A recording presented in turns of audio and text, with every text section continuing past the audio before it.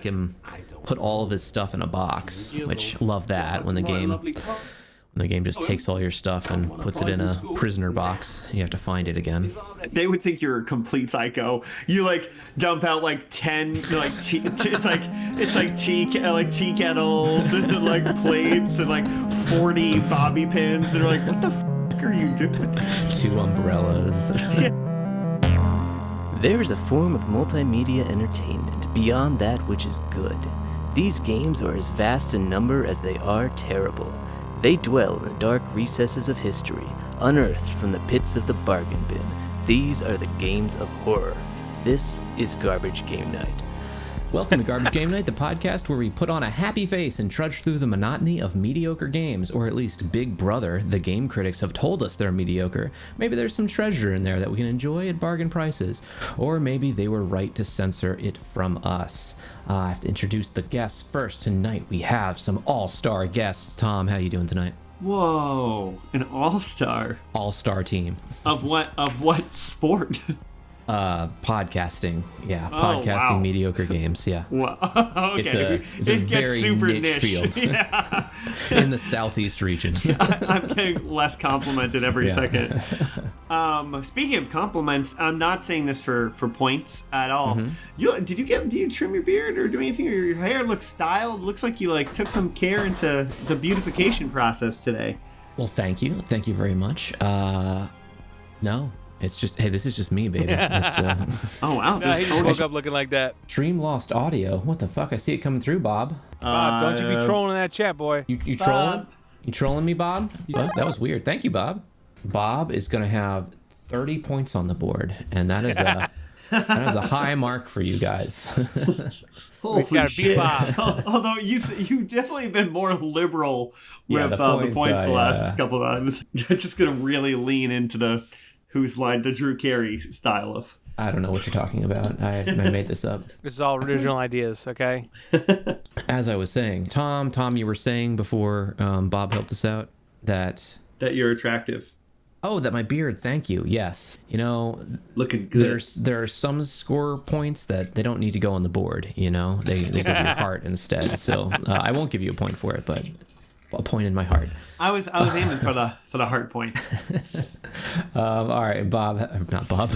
Bob's doing great. Thanks, Bob. Frank, how are you doing tonight? I'm doing well. Glad to have you guys. We're gonna get into this game pretty quickly because there's a lot I wanna see with it. But first, the last game that we played was our Halloween game, and let me see if I get this right. It's Zombieland Double Tap Road Trip that Frank did for us. It was a game, and it was a top-down twin stick shooter that worked surprisingly well playing as a group with just one person owning it. So that was cool. The highlight to me, I think, is that Frank he delivered. He gave me my metal box. That's not it. No, it's a steel box. Steel box DVD of Zombieland Yeah. and a box of But Twinkies. You know what's fucked up about that? Which is cool. What's Wait, that? did you notice something when you picked it up?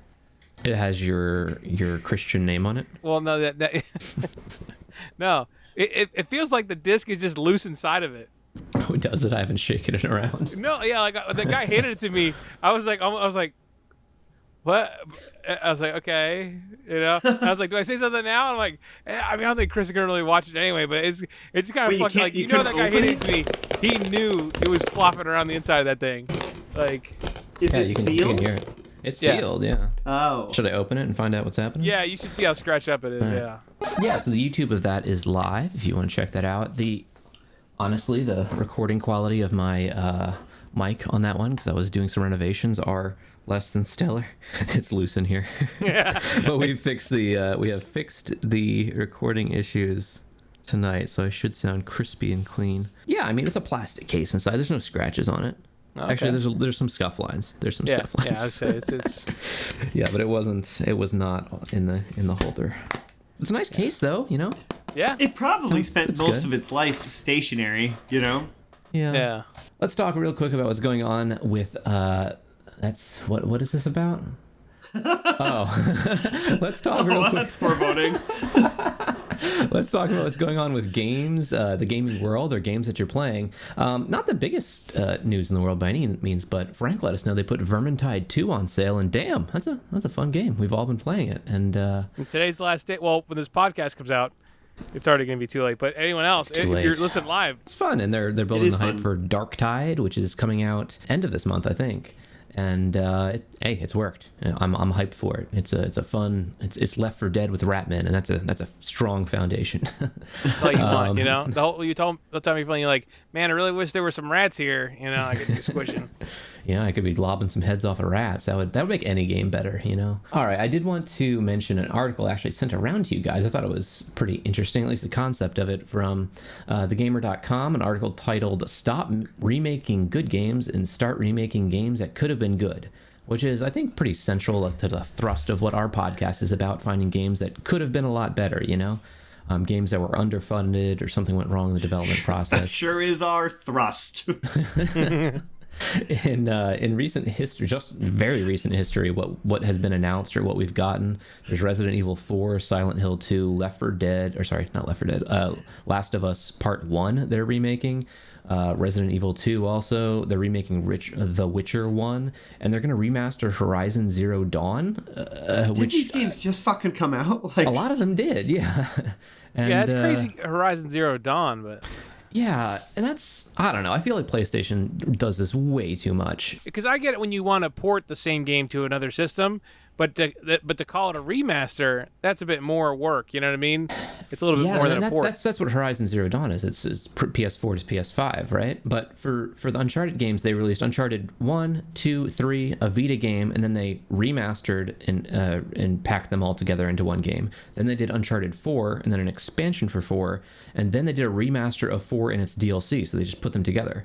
And that spanned PS3, PS4, and PS5. And that, I don't know, I feel like if a game's on the last gen system, you can't legitimize remastering it to me. They're good games, or so I'm told, but they don't. It's not like you need to be in a constant state of preserving them and remastering them like they're some Criterion collection kind of movie, you know. It's just this, I don't know.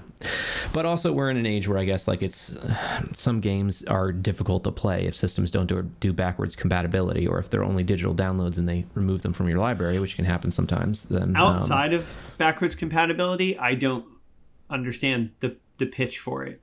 I feel like it's just a waste of money. Like, yeah. I get the idea of like, if you couldn't access it any other way, then fine, yeah, like bring it on and shine it up, you know. But yeah, like Final Fantasy VII was remade in such a way that it's only the core characters and plot in play anymore. There's no gameplay mechanics, and it's been has it been 20 years? Yeah, it's been more than 20 years for Final Fantasy VII, no one's gonna get a hold of a PS2 to play that PS1 game, so it's like, okay, that's fine. But yeah, these ones that are like the game came out less than 10 years ago and you're remaking it, I can't get on board. Yeah, I mean, there's definitely a difference between just, you know, porting it and then actually remaking it to some extent. Because like also, the thing you have to think about too is if it had online features or multiplayer, you know what I mean? It makes sense if they want to get it to the newer system. I think PlayStation is more of a troublemaker in this area, because Xbox has been pretty good with backwards compatibility, and a lot of times what they would do with, you know, when the 360 and then the Xbox One, you know, there was that crossover, they would just re-release the game, but in a box that would basically tell you, hey, you could. It's basically a Xbox 360 game, but it also works on the Xbox One, Right.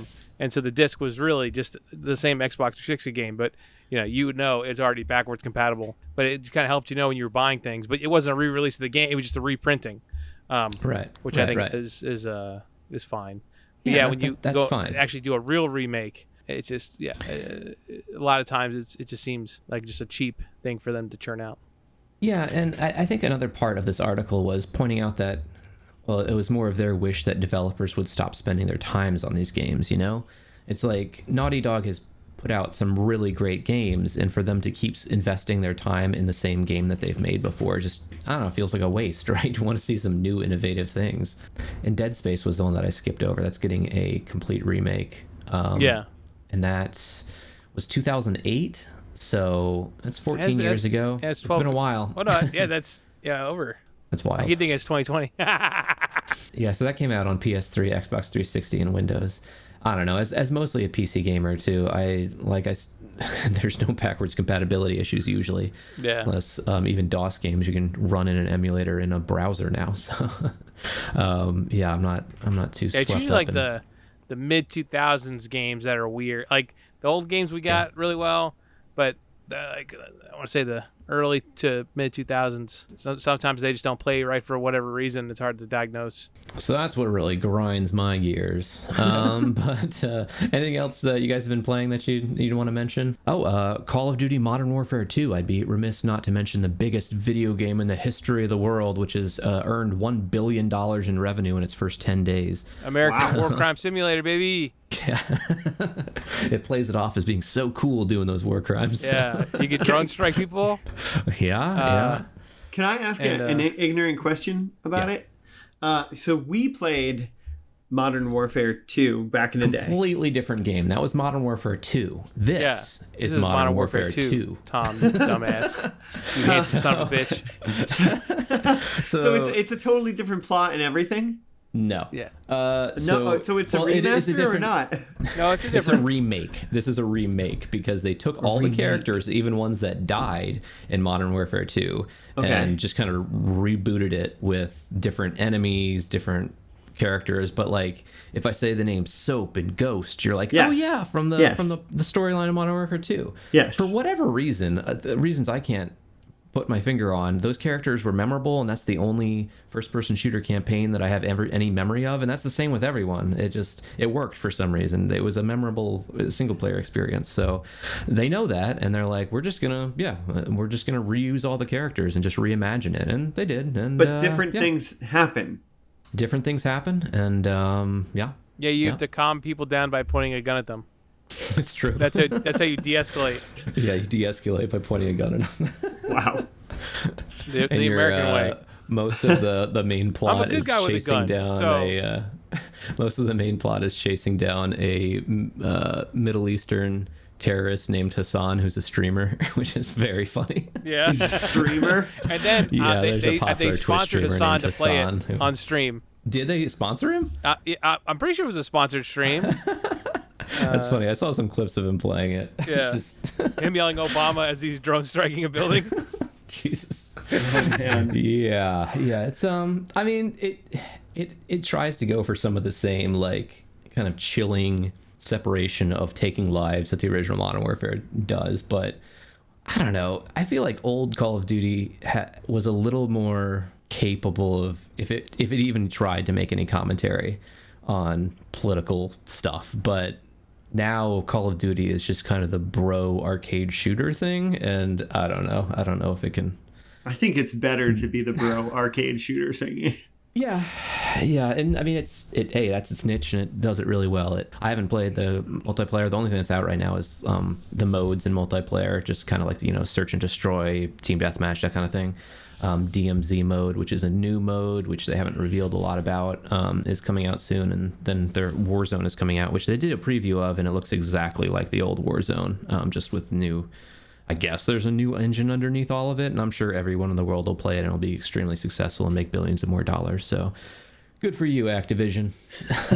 They needed that money, They did. That small indie company. Yeah, poor little Activision. All right, well, let's get into the game we're playing this evening. Let me set the scene for you. The year is 2015. The developer is Compulsion Games. Their first game was a game called Contrast. You can see it as a very unique art style. Oh, okay. So you might have seen it on a Steam sale or arcade store. It's a unique looking, mostly actually side-scroller game that plays around with 2D and 3D elements using shadows. And superimposing space along with kind of a film noir vibe. It has an interesting aesthetic. That's really cool. Yeah, you kind of transform into the shadows, and now you're side-scrolling, platforming, and then you break out of the shadows. Yeah, it's an interesting looking game. It was rated okay, but after they finished that, they're moving into their next game, and this French-Canadian developer, Compulsion, announced at PAX East 2015 that they were developing. They were developing the game We Happy Few, which I have a announcement trailer of here, which starts with a live action person with kind of a painted face. Wait, that's tonight's game? That is tonight's game, We Happy Few. Oh my goodness, I know a little bit about this game. Oh wow, how about that? All right, well, it's transferred. The announcement trailer shows like kind of what the town looks like. Everyone with kind of painted on happy faces or masks. Everyone's happy. Hey. And how do I describe this? The first person view of this game is that you're starting to run away from the townspeople are chasing you down because maybe you're not happy enough.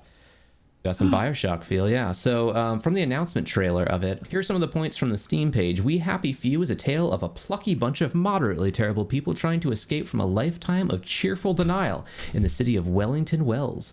In this alternative 1960s England, conformity is key. You'll have to fight or blend in with the drug-addled inhabitants, most of whom don't take kindly to people who won't abide by their not-so-normal rules.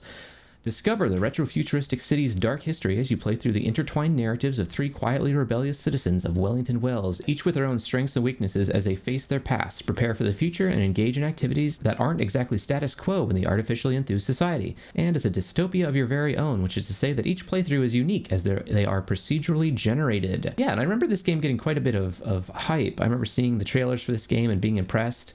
But then, to be honest, just completely dropped off my radar. I wasn't sure what happened, hadn't thought about it, and then I think it showed up in my Humble Bundle monthly, and I was like, oh yeah, this game, what happened to this?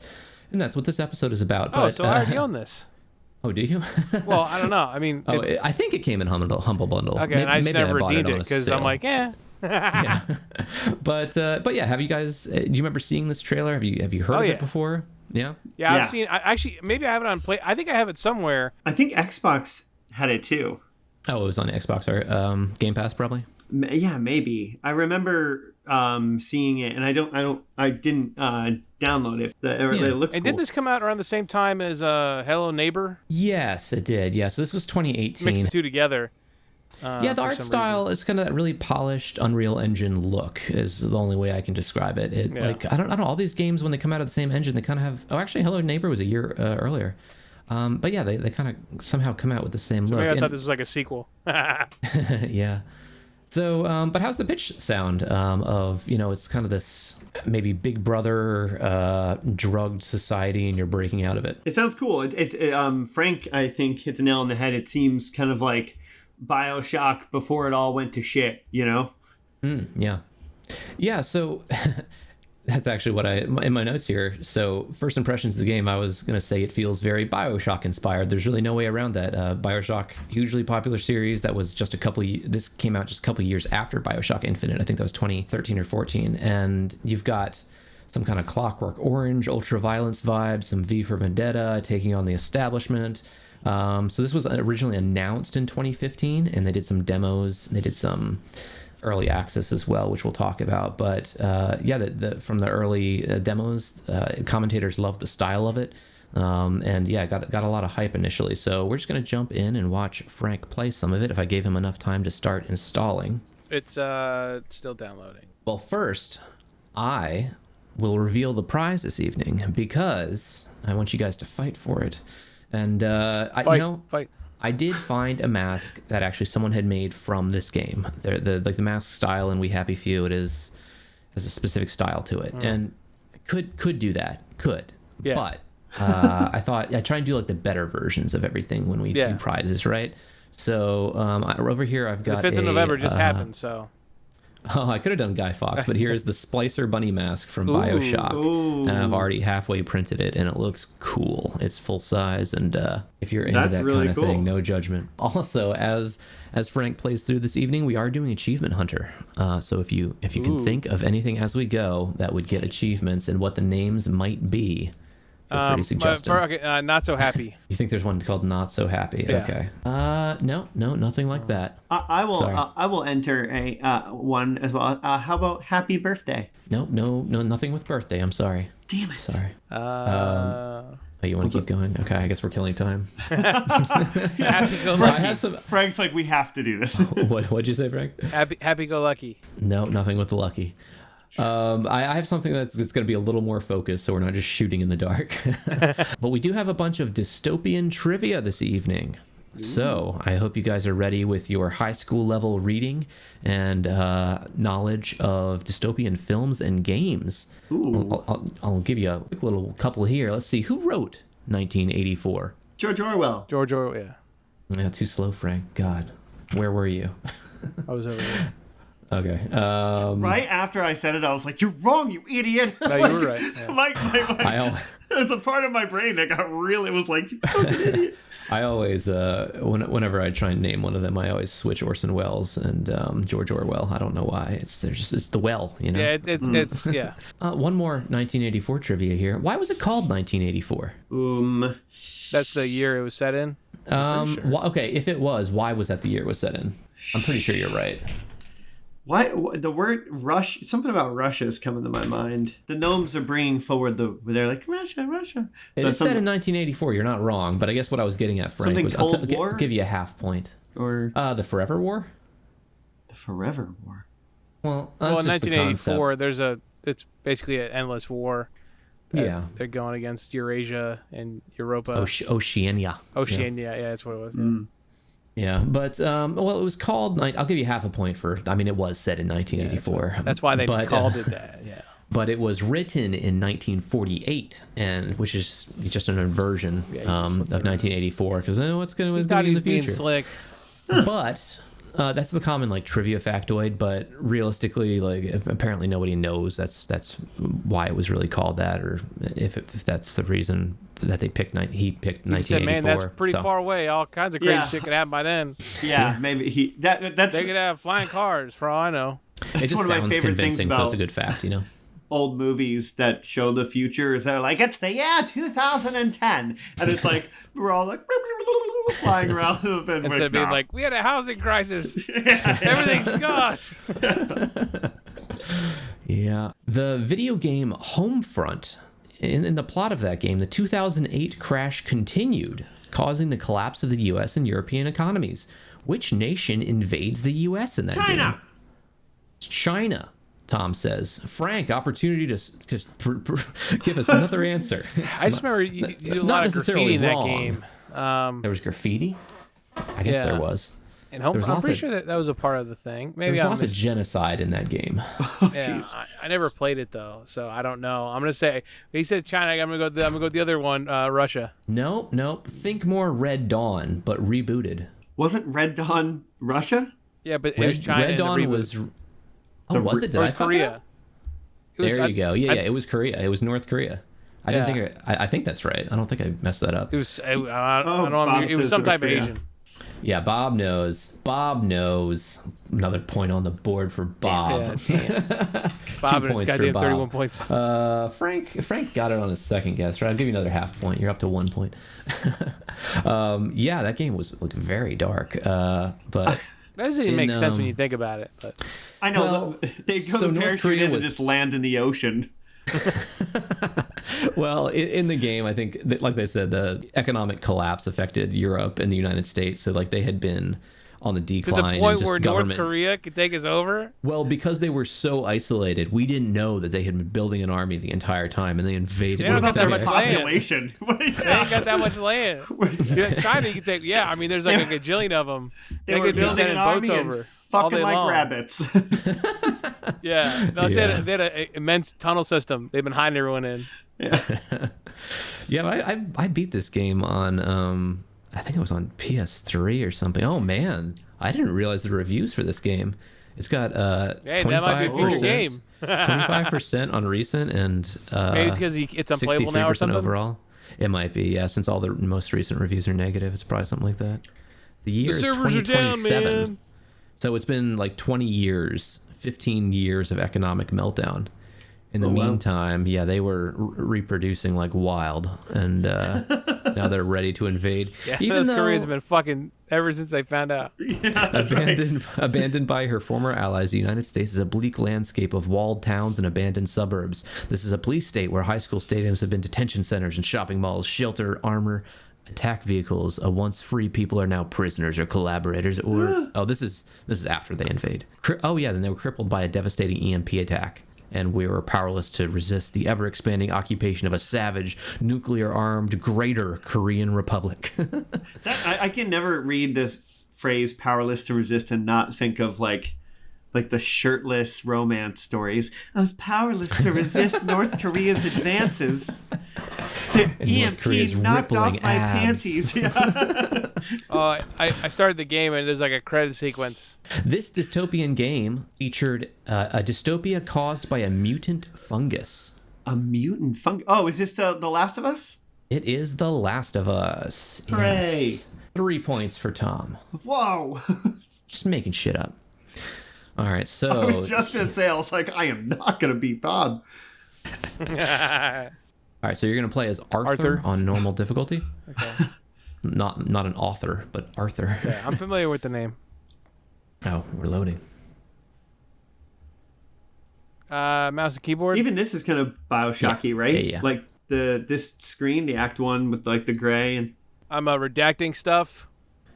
A la Yes, you appear to be. 1984. Yeah, Ministry of Truth kind of style. You're going through the archives and picking lines of text in a newspaper to redact. It's funny, there are games that are out that are literally like just this. You're probably... Can anyone name the game that is... You were playing it. I remember you were talking about it. Yeah? You were having to check paperwork, and I was like, how the fuck are you having fun you're so doing close. this? You almost said it. Yeah, Check papers, please. Papers, fuck! please. Point for Frank. Yeah, Papers, Please is a game I was going to mention a little later, too. So you have seen a newspaper clipping that mentions Arthur Hastings and his brother, and you're sort of having like a crisis. Gonna pop open your joy container, looking at your joy. So now you have a choice to hold to remember or V to take your joy. And Frank has knocked it off the table, missing out on an achievement. The game will end immediately if you choose to take your joy. Oh. That achievement is snug as a bug on a drug. Ooh. Which is taking joy at the very beginning of the game. Ooh. Nose to the grindstone, you know. Then why haven't I heard a single whoosh through the door since 10 o'clock? Did you forget we're having Deirdre's birthday party? Oh. We've got a piñata. Pinata. Brilliant. Of course. Have you forgotten your joy? Is one of the achievements Big Brother? Snug as a bug on a drug. Well, come on then. Oh, he finish said up. it. He just said it. Didn't know that. Oh, wait. No, Wait. no, nothing about Big Brother or brother, nothing at all. God damn it. I'll start taking points away for terrible was so achievement guesses. Well, what will you do? No, that was fine. All right, so now you have to go through and do some redacting. Frank's going to make some decisions himself with the redactor about approving and denying things. He's approved the history of him and his Well? brother. I expect you in the conference room presently. Don't dawdle. Yes, she expects you presently, Frank. Don't dawdle. Who wrote the book Fahrenheit 451? Ray Bradbury. I guess I'll give you 2 points for that, Tom. Right. What dystopian film starred Bruce Willis, Madeline Stowe, and Brad Pitt? 12 Monkeys. Wow, he's all over this. Is Tom gonna get all the movies too? That's usually Frank's strong suit. That's usually Frank, yeah. He's focused on escaping I've never from the seen ministry, 12 though. Monkeys. Oh wow! I know. I forget Hey, to watch Frank, remember what we talked about before we started playing? it. Yeah. There's no speed collectibles here, run. though. There's no collectibles here. Anything you pick up, you'll lose also. So just go. You're off at the party, aren't you? So You told him to not be himself when he plays the game. I just said like, well, I want to make sure we see as much as possible, so don't explore everything. Thinks of your work now, Clive. What? You replaced your battery and you're doing more now? What the? No, I'm at some other one. I'm at somebody else's desk.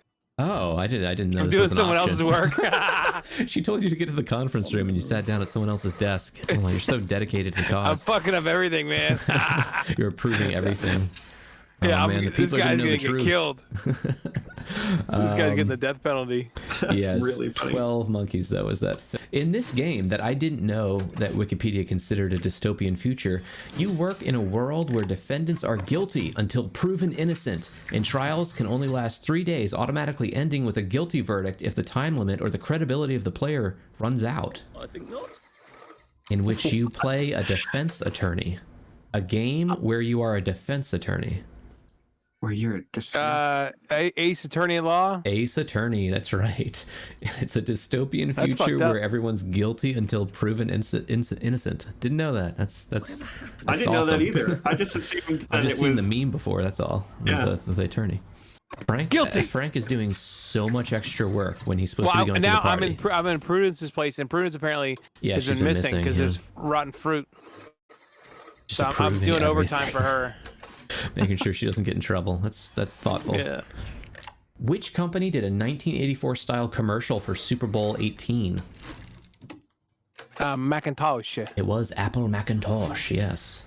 Wow. Famous commercial that cost millions of dollars where they threw the sledgehammer through the big screen that was supposed to be them breaking Windows or Microsoft's hold on everyone. Wow. Not impressed? It made a big impact, Tom. No, I We're just talking didn't about know. it, Tom. I didn't know. I don't know. I feel dumb. It was kind of a big deal. Yeah. What year is this? This is Super Bowl. It was actually in 1984 that commercial came out. Oh, really? Yeah. Apple 1984 I wonder why commercial. it didn't make impression. I wasn't alive. Well, it's popular as far as like branding things go. I'm playing it on stream right now. It's like it's got people in these like it's dystopian Oh, the future little looking tubes. thing. Yeah, they're marching to go to their computers, and then there's this lady. Is she like an Olympian or something? Yeah, maybe she is an Olympian, but loudspeaker yelling at Oh people. yeah, that's Big Brother, big time. Yeah. Why the fuck did this cost millions of dollars? Look at the costumes. There's so many people, so many extras. Things are expensive, Tom, right? He didn't know. He didn't know things were expensive. It seems like in this world, everything she's wearing too would be like she's like, I knitted it all myself. Like what? Like where'd she get it all? It was directed by Ridley Scott. Yeah. Whoa! It blew everyone's mind. Oh, sorry. There's important things going on. So Uncle they Jack found the showed pinata, it. or you have made it to the party where the pinata is. Sweets come out. You smash the pinata till the Come treats on, come out. Hit it. Hit it. She's encouraging you to hit it. Come on. Why does everyone wear masks? Will that be addressed? And your joy has sort of, your facade of the world is broken, and you realize that wasn't a pinata, that was a rat.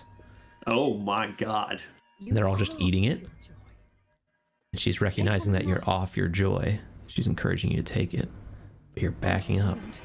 He's a downer. Oh Lord, he's a downer. We've got a downer.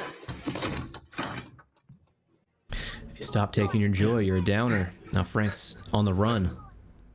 Probably a bad time to ask for that. Oh raise. shit. Okay, he's crawling through some vents, and things seem to be falling apart. Wow, their version of the world is like really delusional. Yeah. So now the bobbies are chasing after him.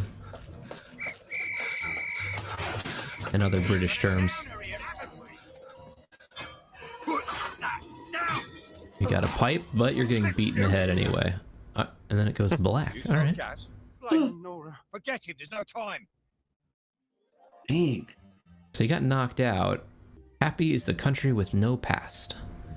Yeah, and there's like sort of film burn effects going on in the transitions that you were talking about earlier, Tom, as it kind of giving off BioShock vibes. There's phonographs, that kind of stuff. Yeah. Which I don't think are phonographs I don't think that kind of phonograph is appropriate for 1960. They had speakers. I mean, they were still But- around. Yeah, I'm sure they were around more than they were now, but but speakers existed. Yeah. I still have the 1984 Taking a sweet-ass advertisement time. from the Apple 1984 advertisement Wikipedia page up, and the estate of George Orwell considered it an infringement upon 1984 and sent Apple a cease and desist. You would. All right. Like, Speaking come of, on, man. Someone will probably go out and be like, hey, what's that? Be like, oh, it's What from are this they book. And referencing? then they'll buy the fucking book. yeah, think about your brand, 1984. This is free advertising, dude. All right, so you've woken up off the floor, which you're apparently all right.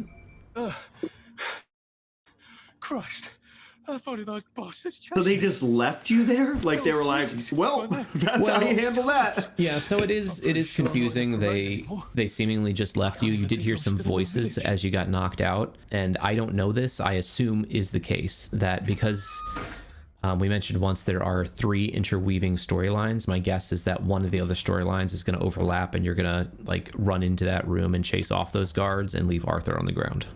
Yeah. But speaking of 1984. I think this is my last 1984 one, don't worry.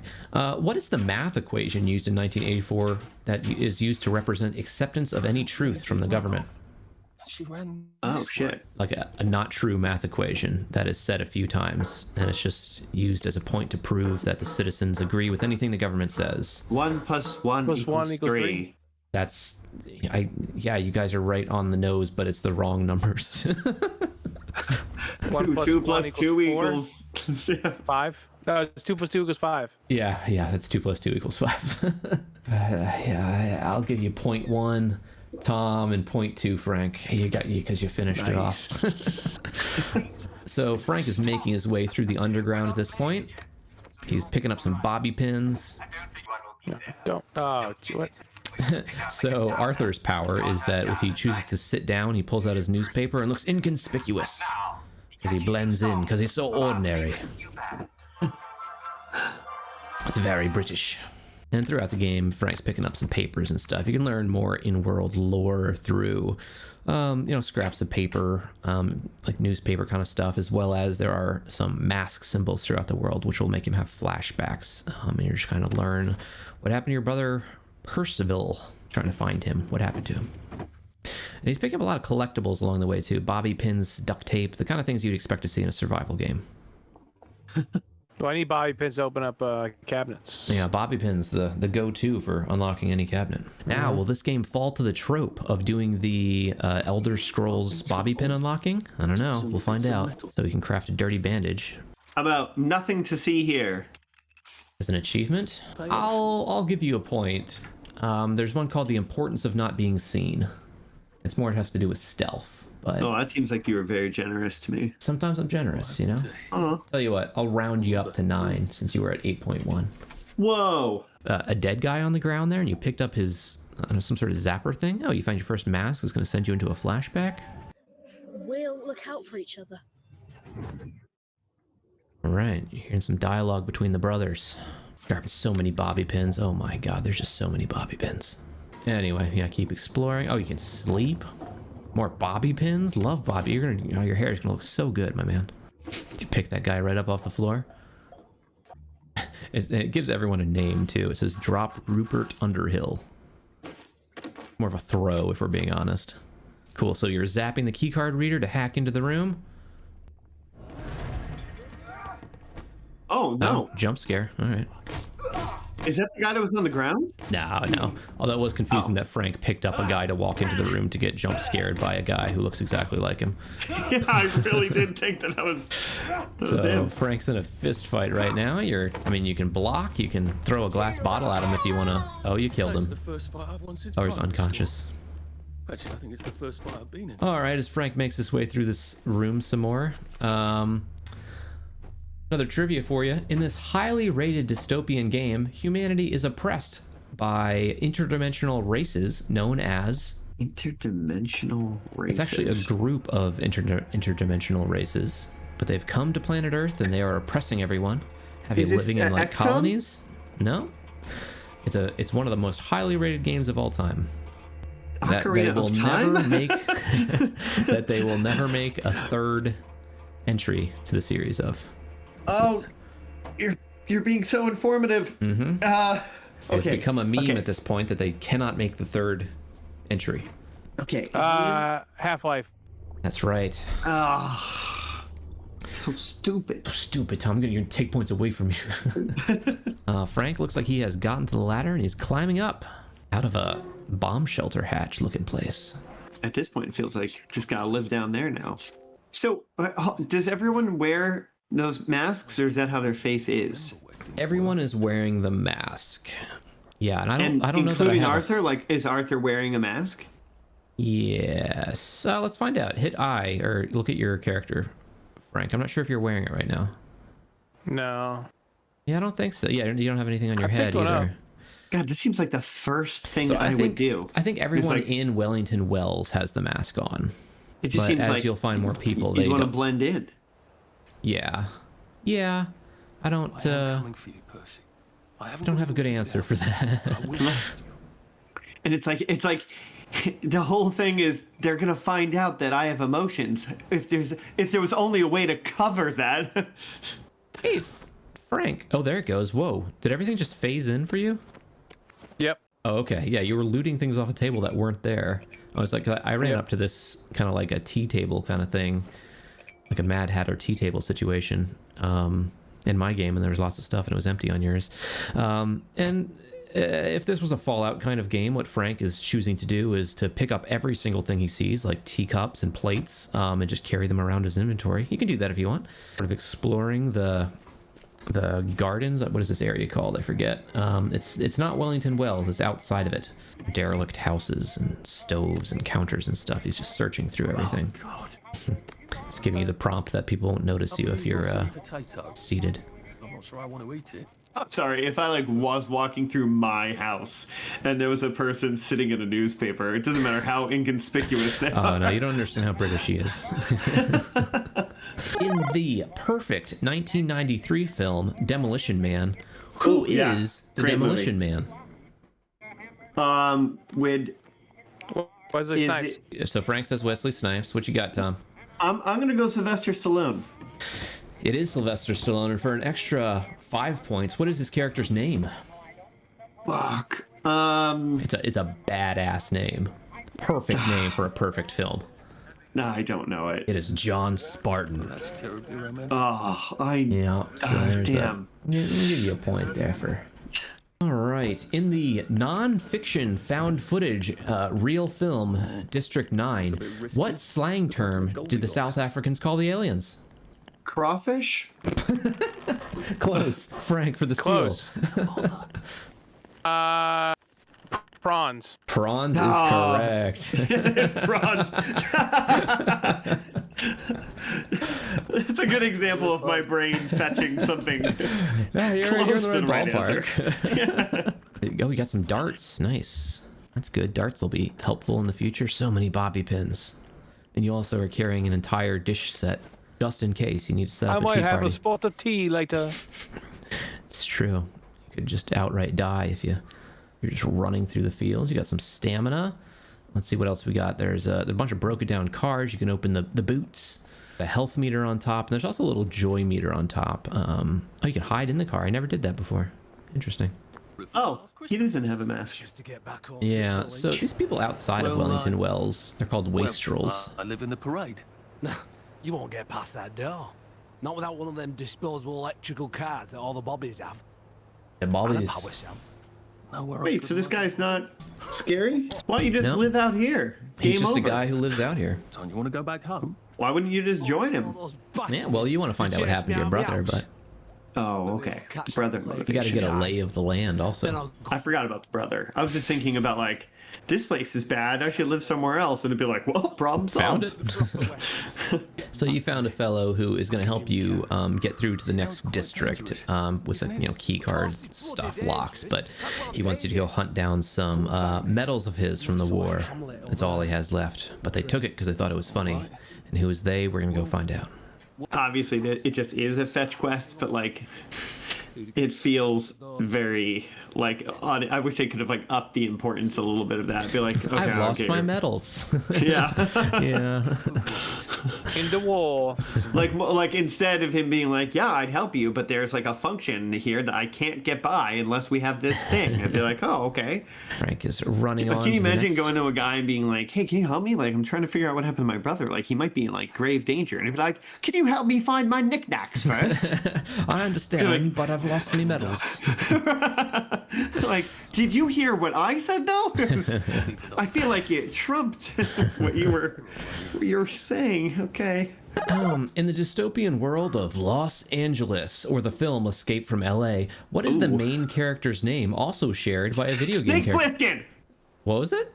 Snake Plissken. Snake Plissken. Snake. Is it I'll Snake? allow it. It's Snake Plissken, yes. I said Plissken the first I thought I time. said Bliskin, but okay. I probably did. All right, I'll give it to you.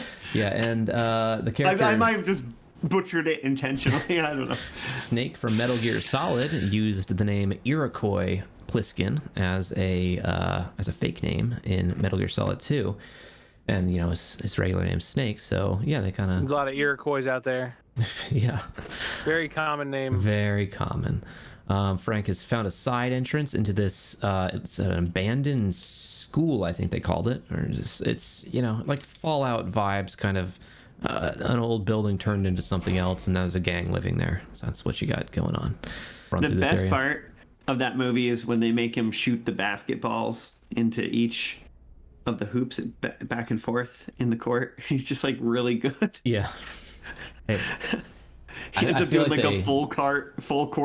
I feel like that was just a skill that Kurt Russell brought to the film, and they had they'd be remiss not to use it.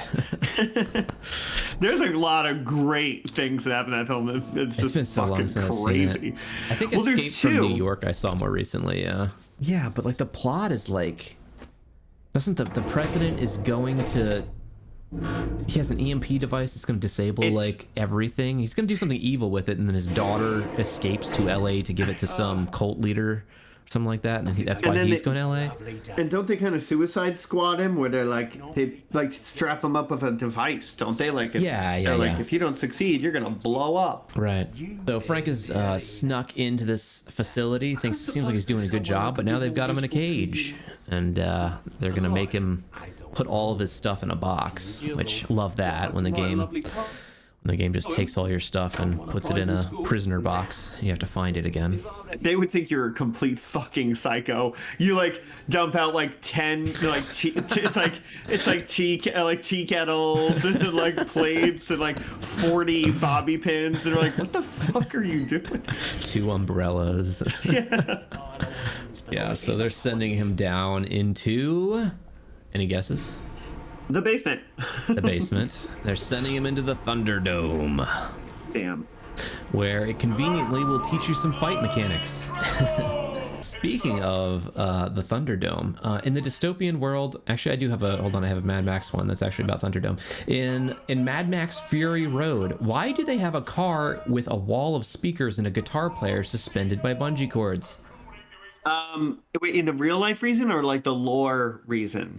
Do you know both? Oh, I thought the real life reason had something to do with like, like the director's like wife or something like that. Like came up with something. I don't know. I'm too dumb to know. I'll take it. No, because my reason was because it's badass. That's why I didn't know why. I just think it's badass. Well, I don't know. I want to be wrong, but I thought I saw like an interview one time that like specifically.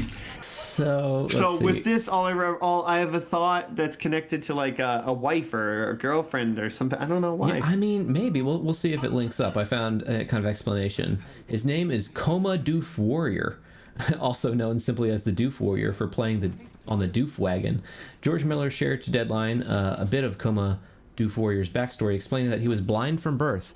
Most war boys end up being blind due to their very poor health, and when things started going a bit crazy, he and his mother were left in a mining town. Miller added the only way Coma Doof Warrior and his mother could survive was going into a place that there was a competitive advantage of being blind, which was deep in a mine shaft. Coma Doof Warrior then took what was most precious with him, which is most likely his guitar. As for how he ended up as one of Immortan Joe's henchmen, specifically the one standing on the Doof Wagon playing the flame-throwing electric guitar, Miller says that Joe's people heard the music coming out of the aforementioned mine shaft, went down there, found him. His mother was most likely killed as she was no use, but he ended up being like the equivalent of a drummer or fife player or bagpipe. So maybe you were thinking of Mother? All right, Frank is fighting his way in the Thunderdome. So he's learning how to push and shove. Oh, and if we missed a little bit of dialogue there, but the guy he's squaring up against is someone who remembered Arthur. It's someone who Arthur got fired because because he plagiarized, he deserved to be fired. But it says you are dying from your wounds. You can heal if you need to. There's some great questions on Google. What is the point of the guitar player in Mad Max? And it's like, you did not get the movie. like because it is fucking awesome. Yeah. All right, now don't miss your optional side quest, because I missed it, and that's a real shame. You have an optional side quest right now to throw Danny on someone fighting you, because they are gonna. Well, hold on, you gotta pick him back up. There's gonna be a couple more people coming out to fight. Gotta fight a bunch of ladies now. To summarize the intro of this game, where you start off as Arthur Hastings, and he's working in a Ministry of Truth kind of setting. Your job is to erase the past from the archives. Everyone takes pills called Joy that makes them blissful. As you're churning away at your work of redacting articles, you see an article that had you and your brother as kids in it, and your memory starts to come back. You start making a break out of this mind prison kind of situation, and other residents realize that you're off your joy because you're not taking your joy anymore, and they'll call you a downer and beat you to death, maybe. So you escape from Wellington Wells and end up in another district with people called wastrels. These are people that were kicked out of Wellington Wells for one reason or another, and you're sort of discovering that the world that you're in, the wastrels, is as well. There's a food shortage. Everyone's going to beat you up if you steal their stuff. It's Fallout Wastelandy, but instead of like a nuclear wasteland, it's just England. And you begin to search for your brother as you move through the districts. The lore is revealed through like some flashbacks and, you know, just finding notes of things going on, talking with other characters. And a bit more on the developer. As I said, Compulsion Games, based in Montreal and established in 2009. Most of their employees came from Arcane Studios, which you may know as creating Dishonored and Deathloop. From Games Radar, they report that other members of their team came from a background of working on titles such as Far Cry 3, 2 Human, and Darksiders 2. So good mishmash. Sure, mishmash, a smoosh of different single player games there. I mentioned their first studio game, Contrast, in 2013. Their founder, Guillaume, it's a hard name, just a French Canadian name. Guillaume Provost had actually worked with Valve around the time that they were making Portal, and that's when he took an interest in encouraging players to think about space differently. So that's where that game's unique spatial interaction came from in Contrast. And like I said, Contrast just did okay with Metacritic scores. It got around a 63, I think. Some said it was full of heart. Others didn't enjoy the puzzles or what they called lifeless environments. Regardless, they continued developing, and using Unreal 4 engine, they started working on We Happy Few. So 3 weeks before their first game, Contrast, shipped, Guillaume's father unfortunately passed away, and in his emotional distress, he was fixated on how society uses drugs and masks their problems. So inspiring kind of the concept of this game. And the title, does anyone know where the title We Happy Few comes from? Kind of sounds monumental, right? Any guesses? No. Okay. I'm seeing Frank is also finding the talent tree. There are lots of talents you can invest in. There's combat focused ones, stealth ones. I can't get out of here. I'm stuck. Wait, where are you? It's like, did stuck you in an break the elevator. game? It's supposed to. Did you drop down yet? It's supposed to drop you down. Yeah, maybe just do a save and reload. Otherwise, this is going to be a very short game. Isn't there? Oh, there we go. Okay, it dropped you. Okay, it dropped you down into a pit, a Star Wars garbage disposal kind of situation. Oh no! Isn't there some sort of quote of like this? The something of the many is that I don't know. That's all I Ooh, got. you're on to something there. So the title comes from a line in Shakespeare's Henry V. Near the end of the speech that is given to a vastly outnumbered his troops, Henry V says, "From this day to the ending of the world, but we in it shall be remembered. We few, we happy few, we band of brothers." And that is actually where the phrase band of brothers comes from also. That whole speech from Henry V was delivered by Laurence Olivier on a British program during World War II. And Winston Churchill was so inspired by it that he asked him to produce the play as a film. And supposedly, Churchill's famous line, "Never was so much owed by so many to so few," is inspired by the language of that Shakespeare play. So like you were saying, Tom, give you a point for that. Whoa. There's that generosity again. Coming out of nowhere. Anyway, Compulsion Games decided they liked the idea of an isolated British town in the 60s where there were no children and everyone wore masks and took drugs, and just worked backwards from there, which is an interesting way to write. Not criticizing it, it's an interesting way to write. Where are the children? Yeah, there are no children, and you will find out about that. You got a GoldenEye situation going on here, Frank. You've just gone into a bathroom and there's a guy taking a leak in the corner. What's a more British way to say that? I don't know. Oh, now you've got enough points to invest. You can do a stealth kill. Is that what you want to do? You want to do a stealth kill, Frank? There's one that was it just called English and its description was repressed? Yeah. Yeah, just English repressed. I don't know what that means. Swift runs quite fast. I got a guess for a achievement. How about hold my tea? Okay, something with T. Let's see. Nothing with T. I'm sorry. What the? Yeah, I'm so sorry. I feel like I'm going for like real low hanging fruit. All right, so they wanted the game to weigh heavily on players' consciences about morality of decisions they were making throughout the game, and to support that, they decided the game should feature roguelike elements, including permadeath, procedurally generated worlds. Provis said that he liked the game Don't Starve and wanted to essentially do that set in a dystopian Yeah, well, we're all familiar with Don't Starve, right? I think we are, yeah. I played with you, Frank, and I know, yeah, you've played Tom. Grace plays it very frequently. Oh yeah, it's a solid game. So Frank is sneaking around a compound and just doing takedowns on people, just choking them out. Ah! And while you're stealth in this game is a big component. While you are sneaking around, you can actually see people's footsteps through walls and such. You're using your keen sense of observation. So after the game, We Happy Few was announced at a conference. It actually got enough hype that Gearbox Software partnered with them for financial support to help them expand it into a full-fledged game and increase their team fourfold. And Gearbox was helping to get it on all platforms as well, while changing the expectation of the game from what originally was going to be a $30 game to a full-fledged, like, premium $60 game. The game definitely went through some transformations. Someone, I think, Tom, you mentioned the game you saw Kickstarter somewhere. The game originally did start as a Kickstarter thing for people to have early access. That continued despite the fact that they developed the game a lot more than they planned on.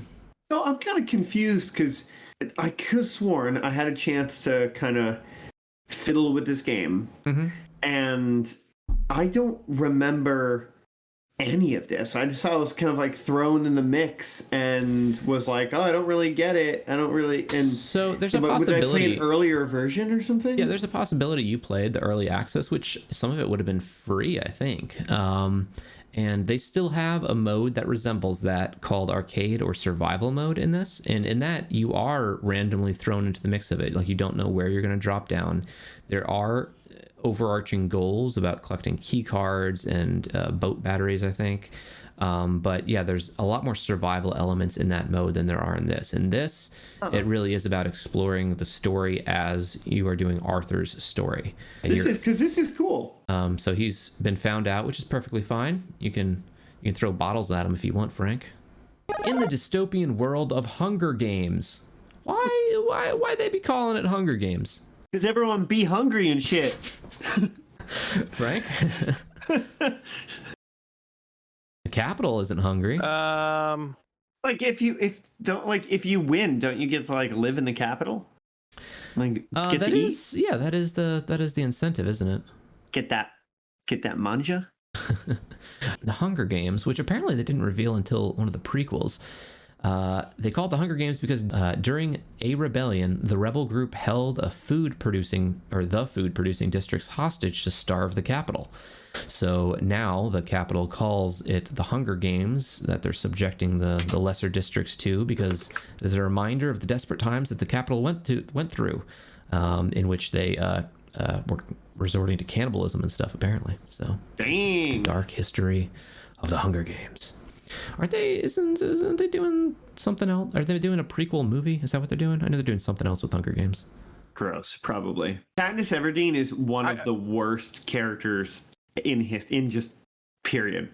I don't have strong opinions on it. I don't know why. Hit me with it. I read the books. I just feel like she is like I've never seen a protagonist dragged so unwillingly through their own story. Like doesn't want to be the hero. But I don't, and not in a way that's like cool or she does not want to do any of it. She just doesn't want to help. Her motives are like selfish almost all the time. And I'm sure there's someone listening to this. Actually, no, they're probably not. Ouch. Okay. I gotta get low-hanging fruit.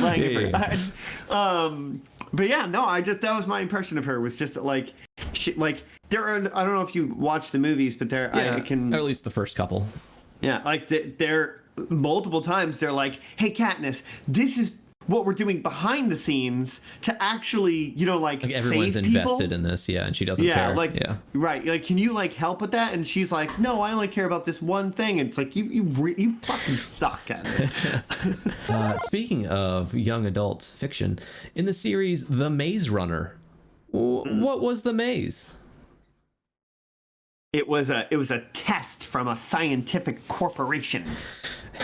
You're right, and it was the friends we made along the way. yeah, the maze was the friends we made along the way. But what was the evil corporation in Maze Runner?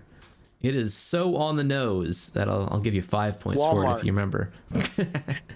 No, it's like a abbreviation, sort of. Or I guess, is it an acronym where it sounds like something?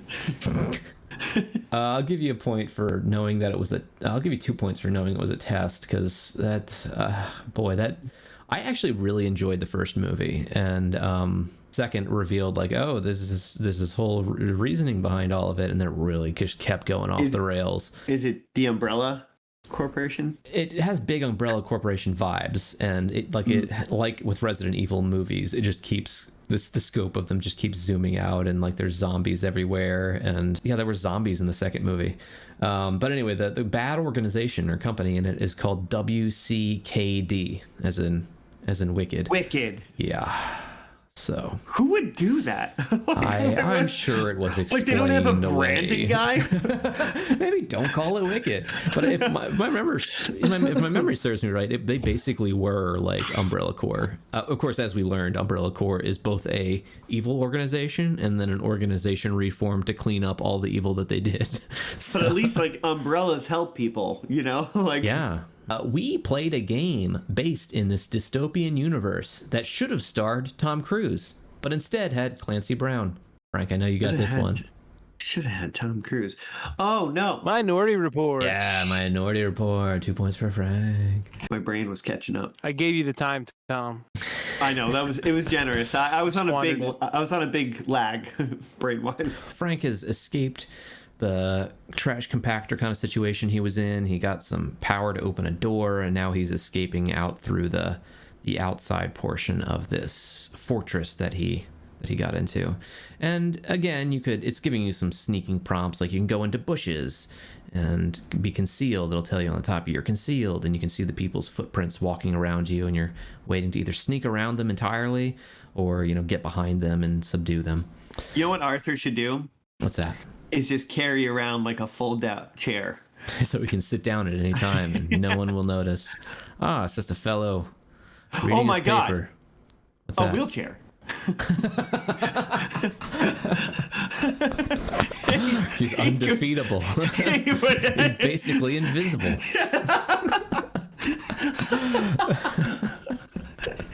That's terrible. When you're in a wheelchair, you're basically invisible. There's layers to that. There are layers. No one will look you in the eyes. God. So another trivia for you. What classic dystopian film features Charlton Heston pounding sand saying, "You maniacs, you blew it up. God damn you. God damn you all to hell." Planet of the Apes, Frank. Planet of the Apes. Oh, your accent sounded I sounded so like much like old what's his face? Yeah. What's his face? Except he said Charlton Heston and not Daniel. Yeah, Daniel Day-Lewis. Yeah, Frank, we've covered the fact that I'm stupid. Don't have to. Games or stories in general. What other? We've mentioned BioShock. I guess The Masks of V for Vendetta. Any other vibes in general this game reminds you of? Other games or movies? Anything? I guess like Fallout, just because lockpicks and shit. Yeah, and there's like we've said it's procedurally generated. There is a big, we haven't got to see a lot of it. You went into like one sort of encounter, a forced kind of encounter that is in this game, but the rest of it is procedurally generated. Your levels are going to look different than mine if I play. It's a little bit like an inverted Matrix. Like, instead of taking the meds to see the truth, you don't take the meds to see the truth. Okay. And they're kind of like, like the forces that be are fighting against you as you're trying to break out. So instead of taking the red pill, he just chose to stop taking the red pill. Yeah, that's actually what he did. So you have entered a town that is ruins of a town. You're finding your first group of wastrels, and you're trying to say hi. And He's just staring at a wall. yeah. Uh-oh, people are starting to surround you. They don't like the looks of you. What is it about you? Do you want to get thrashed? Oh, come on. I gotta run into the church. She's gonna let you in. All right, this lady's gonna give you some pointers. And basically, she's gonna explain to you that you look like you're from Wellington Wells, and the people don't like that because, well, they hate the people in Wellington Wells, and they have bad memories of it, etc. So she's going to tell you to tear your suit up so that you blend in. And as soon as Frank takes care of that by going to his crafting and crafting the torn suit, you're actually just able to walk right out the front door, and people are like, oh, must have been nothing. Even though I didn't change his face or anything, he's all right with us. Let's see. Yeah, so they cited in development that they were fascinated by British television and film. The 60s were filled with optimism about the future while ignoring a lot of the problems, they said, and with society. And their COO, Sam Abbott, who I'll be quoting a lot, that's what their COO, Sam Abbott, said. Provost said a primary influence was the 1985 dystopian film Brazil, which, have you guys ever heard of that? No. Yeah, I didn't know it existed either. It's by Terry Gilliam, and I've got the trailer for it on here. But you see it, and you're like, oh yeah, no, that's it. It's a very, like, you know, Brave New World 1984 looking, some very on it Monty Python-esque kind of humor happening at points, but it kind of surprised me. I know a lot of Terry Gilliam's movies, but this one apparently just didn't make a big splash in North America, and it's got like 97% on Rotten Tomatoes, and it's a very popular film apparently. I just completely missed it, but yeah, it has Jonathan Pryce as the lead role. It has De Niro in it, Bob Hoskins, Michael Palin. So all right. And they also cited Clockwork Orange, Brave New World, V for Vendetta, Doctor Who. Provost said he was going for with the Guy Fawkes masks, which it's kind of unclear. Like, is everyone's face painted? I guess they're actually supposed to be masks. He said what he was going for was that rather than be like in V for Vendetta, they're a sign of resistance, right? But in this, it's more of a sign of psychological oppression, forcing them to smile at all times. So I guess trying to turn it on its head or something. So a Polygon article that I've got, where is it here? Polygon article that I've got over here by Samit Sakar, titled "We Happy Few is very British, very psychedelic, and very scary." Said it has striking BioShock-esque art style with a Brave New World-inspired premise and survival mechanics akin to Don't Starve. And this article is interesting because it shows just how honest the team was with their development. The writer says that the writer of that Polygon article says they played it at PAX East and they weren't sure if it was fun. And the Compulsion team said the same thing, like, we're not sure. And the COO Abbott said about their previous game, Contrast, like, they didn't know that the controls were bad. They didn't think the controls were bad until they found out from reviews and critics and the public. So for We Happy Few, they were doing a ton more early access and beta testing to get a lot more feedback. Originally, like, when they premiered this game, they only had a development team of 11. And I want to emphasize this was absolutely an indie game development. Looking at the announcement and everything, you don't get that vibe, and looking at the game, it looks pretty polished. Yeah, so they were planning on a $30 game on like the PlayStation and Xbox store. They launched that trailer, it gets tons of attention, people are expecting kind of a BioShock level quality game, and then Gearbox starts investing in them to turn it into that premium title. It almost reminds me of like sometimes like when someone like opens a business and like it goes really well and they decide to like aggressively expand, but then they're not like ready to do that, and they can. It seemed like maybe that was kind of applicable here, where like they had like an idea and maybe were capable of doing it, but then like were kind of pushed to be like, no, more. Yeah. While we're on the topic of dystopian games, I found a list from Den of Geeks about the best 20 dystopian games. Any guesses about? We talked about a lot of them, right? Fallout's on the list, absolutely. What you got, Tom? Obviously, BioShock. The Mad Max game. Mad Max is a good one. It's not on the list, but that's certainly about a dystopia. Bob says The Last of Us. Absolutely. Put another point on the board for Bob. Bob with a commanding 33. That's what I was trying to remember. Homefront we also mentioned. Also on their list is Call of Duty Advanced Warfare. Seems like it's cheating a little bit, but it is about the future. I don't remember the premise of Advanced Warfare. I'm sure all the nations were at war, blah, blah, blah. Let's see. Another good one was Crackdown. We've got Wolfenstein New Order, which is about, alternate history, revisionist history, where the Nazis won, and they've got giant robots that are evil. Calling Crackdown, it's just like, to me, it's just a kind of like a fictitious world. Like, I didn't read into that dystopian. Yeah, I think they're being a little loose with it. Mirror's Edge isn't that bad, right? That was another one on their list. It's just a lot of parkour. No, I think it was evil corporations in that one too, right? I don't remember. The only way to get messages is to run across the building. We've got Deus Ex on the list, and Metal Gear Solid, and Beyond Good and Evil. Deus Ex should have come to mind too. Yeah, that's a good one. And Metro 2033, which is one of my trivia questions here. Last trivia from a game I have. It takes place in the city of Moscow in the metros, but why do they live in the metros? Does anyone know? I don't know if anyone played Metro series. What happened in Metro? Because of the radiation. Yeah, there was a radiation, which I guess the next logical guess of why there's radiation is easy, but what do you think? I was gonna say, just try and get something really fucking stupid. Someone left I would guess nuclear bombs. Yeah, it was a nuclear holocaust. Exactly. Frank is... Oh, he got into the hatch. He has found his way back to the hatch, which is a sort of your network of jumping from one area to another. Like he'll find another blueprints, huh? So yeah, he's starting to kind of get his hub together that he will use as a hideout while he explores the world. Jumping back to the hype for this game, the hype was a problem. There's this quote from this website, mcvuk.com.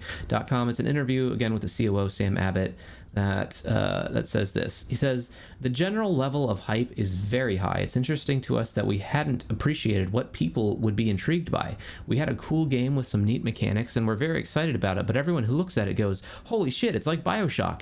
And we're doing our very best to say we're not the BioShock team, and our game is very different to that title. But it's hard to tell that to millions of people around the world who are all super excited about BioShock. They just don't want to listen, which is great, I guess. If nothing else, the response has certainly been very interesting."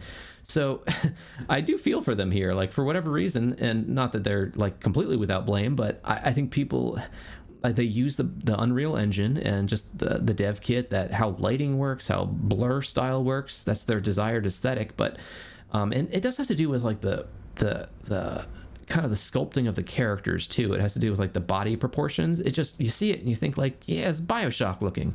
And the character models look like super like that. Yeah, it looks like Infinite, yeah. Which was also on the Unreal Engine. So I don't know. I'm not a developer. I don't know the reasoning, but it does for whatever reason it just evoked BioShock, which is a popular game. There's nothing you can do about that. So, but they are seemingly doing their best to quell expectations, saying that we are not a AAA team, and you can actually look at their YouTube channel of videos that they were posting from right after Contrast, like into the development of this game. They're very transparent about their development, and they're posting like development videos of like, we've figured out how to animate walking and we think it looks good. Like, it's very clearly an indie studio, but it really showed low expectations. Yeah. But like, be it the advances of the Unreal Engine toolkit, like how easy, I'm not saying it's easy to be a game developer, but how quickly and how games come out looking polished, like due to the built-in lighting and that kind of thing, how it can look like a AAA title based on the tools that you have as a game developer now. People just did have really high expectations for it. So Ready Player One, the dystopian world, we read those. I did not. You might have. Wait, what? You didn't I read didn't those? read Ready Player One, no. I only watched the movie, the Steven Spielberg hit movie. The dystopian world in which we're all forced to put on VR headsets. What was the name of their metaverse? Like the game that they went into? Oh, shit. The Oasis. It was the Oasis. Good grief, Frank. What a memory. I would have never guessed that. It was just so stupid. Is it stupider than the metaverse, Frank? Yeah, well, equally as stupid. Yeah. See, another trivia for you. Another perfect film, 1995's Judge Dredd. What is the name of the city that Joseph Dredd protects? I don't know. It's in L.A., right? They're in Los Angeles, aren't they? It might be, but they call it something. Hell. It's got a number in it. Number 2. It's the most important one. Oh, you're just going to go right up to those bees, Frank? Oh, so brave. Who would have guessed? Harvesting the honey gets you attacked by bees.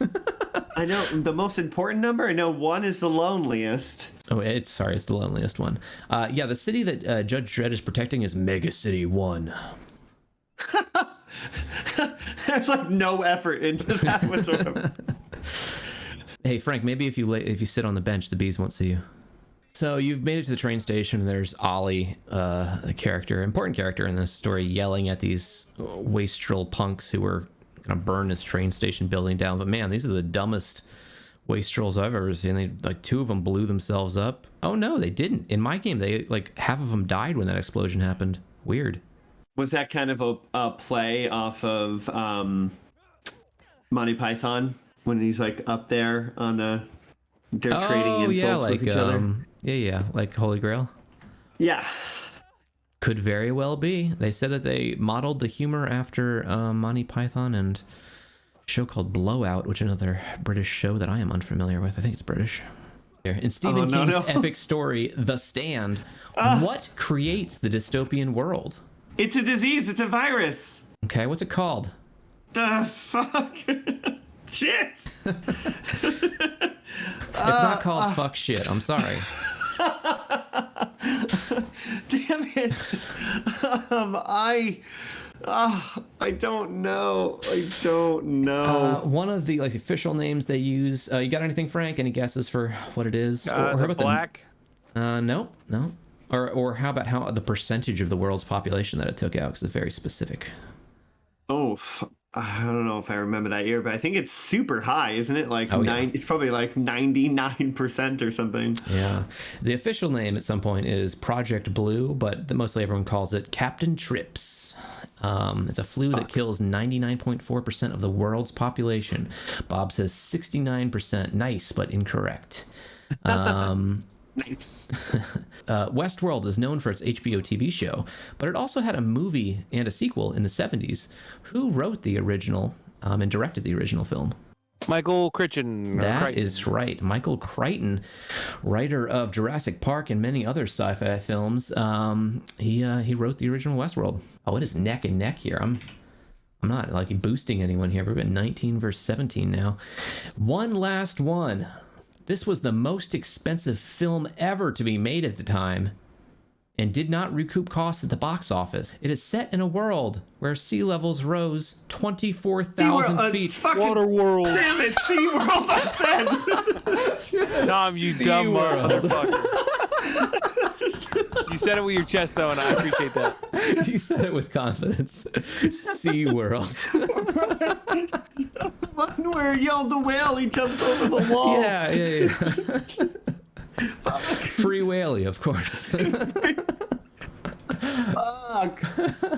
We'll move into one of the final sections here, some background research. I did want to go over a couple things about how this game has changed. There's actually an article from July 2018 that interviews Sam Abbott again, COO of Compulsion, and starts with, the current version of We Happy Few is much different than the one that released it in early access back in 2016.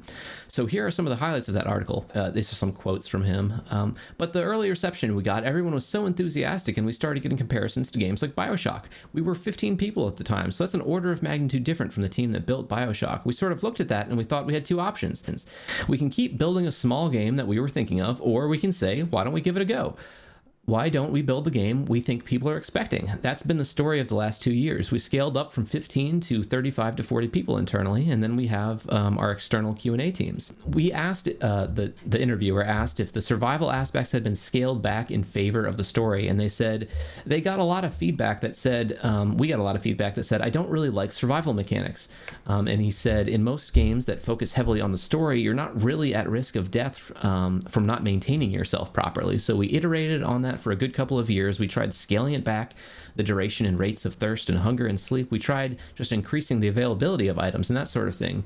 And really, very basically, very simply, we moved to a buff-debuff system. Taking food will give you a buff for a short amount of time, and over a very long period of time, if you don't take enough, you'll be debuffed. So throughout, what he's talking about is the survival mechanics and what we're seeing Frank play right now in the story. We've seen some warnings that from time to time, Frank, you've probably seen, like, you're thirsty, you're hungry. Yeah, and really, it'll just like affect your stamina. It means you can't run as far. And when you do eat something, I mean, if it's rotten, I think I saw at one point you were kind of nauseous and you were vomiting sometimes. Oh, yeah. But it was never going to kill you because you're in story mode and the main mode they're focusing on now, and they wanted to be able to tell the story without, people getting wrapped up in, like, I need to sleep, I need to drink, I need to eat. When the interviewer asked about permadeath, Sam Abbott said, that's your choice. There's a permadeath option for the brave, but most of the time you just play through and reload back where you were if you die. We changed our whole save system so you got multiple slots like an average normal story-based game, I guess you could say. It's there if you want, but otherwise now it's a pretty standard action-adventure game. The interviewer asked about what the purpose of a procedurally generated world is if you're not pushing people to play repeatedly anymore. He said the procedural world was designed mostly with sandbox in mind, but it's also a really great development tool for us. It means we can focus our time on core gameplay areas, and the bits that string it together are available for exploration, and you can kind of choose to engage with them or not. And it will come back with a fair amount of vengeance in the sandbox mode post-release. So my overall impression of that interview was it seemed kind of rough. Like, they did a good job questioning, like, the purpose of the elements, that everything they changed. Like, do these things that you developed, do they make sense anymore? Yeah, I don't know. He doesn't sound particularly confident that, like, this is their original vision and that it's as cohesive as it originally was. It sounds like the beta testing really changed the game into something that was not their original design. So, interesting. So Frank has fallen down in a pit again. Well, and himself in a pit. And that a lot of what they did was to, like, conform to what would be like more mainstream, almost. Right? Yeah. And they lose all the character. That's not to say that the survival game is exactly slim pickings either, though. Like, you mentioned Rust, and there's like 100 other variations on Rust out there if you're looking for a survival, even first-person game. Not all have the same aesthetic, and it's one as interesting as this either. But it's interesting that they changed it into such a narrative, story-driven experience. So next, I do have a section for voice credits. There are professional voice actors doing this, but there wasn't any huge things to bring up that I wanted. There was something interesting about the voices, though. I have read a lot of reviews, critic reviews, user reviews about this. There is what's your impression, Frank? And I mean, you can hear some of it, Tom, of the voice acting. It's I mean, everyone's British, so I have a built-in disdain. Okay, so that's sort of what I'm getting at. All of the critics, there's a mix of critics saying, like, some people are like, the voices are very accurate. The voice actors are doing a great job. They're authentic to, like, the area and the tone. Everyone's doing a great job. And then there's a lot of reviews with people saying that the voices are grating and annoying, and I can't stand listening to them. Every time that Arthur talks, I just want to skip it. Which is interesting, because it seems like both can be true. Just the voices are authentic British, but also they're very off-putting. Like the British person, yeah. I don't know how to describe it correctly, but it's not that pleasant for me to listen to. I'll say that. There's a reason why we fought back. It's not like I will prompt you now with the achievements and see if you can guess them. If in the Thomasina house, while you are sneaking through it, you collect all of the fake cats, what would the name of that achievement be? Meow. Jerry something. It's clever. Of course, in Achievement Hunter, I can hand out points for clever guesses as well, so I'll give you half a point there. Well, that achievement would be called Cat Burglar, guys. Come on. We're going to step it up. If you take Flash, which is like a haste potion, as Arthur, what is it called? Flashpoint. Flash Arthur? Oh, you're closer, Frank. Flash Gordon? It has to do with his full name. Do you remember his full name? Oh, no. No one remembers his full name. His full name is Arthur Hastings. So the achievement is just Arthur Haste Fast Hastings? apostrophe-ing. Arthur has had a stupid. quick flashback, seeing a train or something. So you've noticed as you go through this game that the characters all have names. Well, they are procedurally generated names, as they would be in, I don't know, Tropico or Theme Park or Roller Coaster Tycoon, something like that. People have names, you know. So there are randomly generated names. If you kill a guy in this game named Ryan Andrews, what is the achievement name? Oh, is Ryan Andrews? I think you're on the cusp of it, Tom. Yeah, I mean, I was just gonna say, I don't know, Bioshocked or something. Yeah, Dying Andrews. Oh, Bob, that's great. That's great, Bob. It is. It is shocking biology. It doesn't make. It's just referencing Bioshock. You know, or should have used a golf club. Or would you kindly? Yeah, it's referencing Bioshock. Andrew Ryan is the creator of Rapture and Bioshock, so killing a person named Ryan Andrews just is a little homage to that. How about finishing all of the Butcher's Apprentice quests? Has something to do with the Butcher's Apprentice quests. The Butcher's... Welcome to the butcher shop. Being dragged away. Sausage Fest. Chopped, Bob says. It's good. I like Sausage Fest. Yeah, I mean, you wouldn't get it, but it's a great name, the achievement name. It's called the Slaughterer's Apprentice. It's a good name. I just props to him. How about if you die while overdosing on joy? Drugs are bad. Happy together. It's just called Now I Can Die Happy. How about if you destroy 50 explosive barrels? Donkey Kong. I don't know. Firework technician. That's good. That's good. Yeah, I'll give you both a half a point, which equals out to being worth nothing because you guys are in a race with each other. The achievement name is Shouldn't These Be Red? And one last achievement here that I've got listed at least. What's the achievement name if you get 100 headshots? Pill poppers? I don't know. The achievement name for getting 100 headshots is Headmaster, which, yeah, that's good. That's good. It's British sounding. I did some digging into Reddit threads. Many people creating threads such as, whatever happened to We Happy Few? User Quantum Dredge says, from what I can tell, a lot of the hype died down when people realized it was going to be a survival game with story elements rather than a story game with survival elements. That being said, they've split the game into different modes to try and address this common complaint, and that sort of willingness to make adjustments to their vision based on player feedback is always good to see. And we'll see. And that brings up an interesting point. As I said, they wanted to develop Don't Starve, but in this British mod culture 3D aesthetic. But due to the style of the game, everyone loved the concept of it and wanted more story. Like, they wanted more lore. And credit to them, they did their best to adapt to that feedback.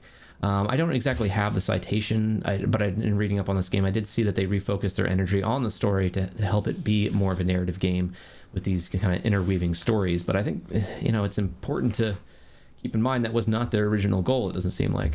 Also, they released this game in early access, as we talked about, just without a story. Maybe that's what you played, Tom, just the survival version of it. It was just the survival aspects.